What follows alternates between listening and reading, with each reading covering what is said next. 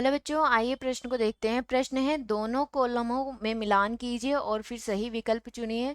तो यहाँ पे हमें क्या दिया हुआ है, कॉलम फर्स्ट दिया हुआ है और ये है कॉलम सेकंड। ठीक है, तो कॉलम फर्स्ट का मिलान किससे करना है, कॉलम सेकंड से करना है। कॉलम फर्स्ट में हमें क्या दिया हुआ है, भोजन के जैव, दीर्घाणु, मानव पाचन तंत्र, आमाशय, गर्तदंती और सिरोसा। ठीक है, तो सही का हमें मिलान किससे करना है, कॉलम सेकंड से करना है। आहार नाल और संबंधित ग्रंथियां, जबड़े की अस्थियों में अंतःस्थापित आंतरांगों की बाहरी भित्ति सरल पदार्थों में बदल जाते हैं और जे आकार की थैलीनुमा संरचना। ठीक है, इसके अनुसार हमें क्या करना है, फिर सही विकल्प का चुनाव करना है। तो यहाँ पे प्रश्न की मुख्य अवधारणा है,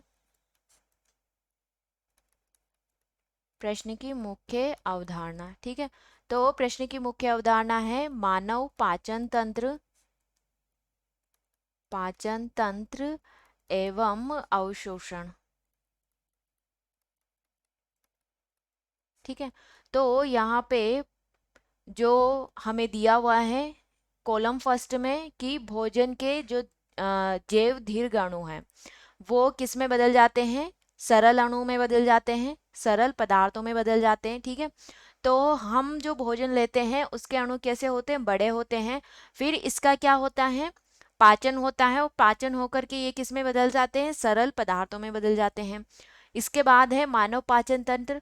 तो मानव पाचन तंत्र के अंदर क्या क्या आते हैं, आहार नाल आती है और संबंधित ग्रंथियां आती है। आहार नाल के अंदर कौन कौन से भाग आते हैं, ईसोफेगस होती हैं, उदर है, छोटी आंत, बड़ी आंत। और संबंधित जो ग्रंथियां होती है उनमें क्या आते हैं, संबंधित जो ग्रंथियां होती हैं उसमें होती है स्लाइवरी ग्लैंड हो गई, गैस्ट्रिक ग्लैंड्स हो गई, ये सारी ग्रंथियां होती हैं। इसके बाद है आमाशय। ठीक है, तो आमाशय क्या होती है, आमाशय एक जे आकार की थैलीनुमा संरचना होती है। इसके बाद है गर्तदंती। गर्तदंती क्या होती है, जबड़े की अस्थियों में अंतःस्थापित होती है। सिरोसा क्या होती है, अंतरांगों की बाहरी भित्ति को हम क्या बोलते हैं, सिरोसा कहा जाता है। ठीक है, तो ये क्या कर दिया हमने, कॉलम फर्स्ट का मिलान कॉलम सेकंड से किया और इसके अनुसार जो हमारा विकल्प होगा वो विकल्प बी सही विकल्प होगा। आशा करती हूँ आप इसे अच्छी तरह समझ गए होंगे। धन्यवाद।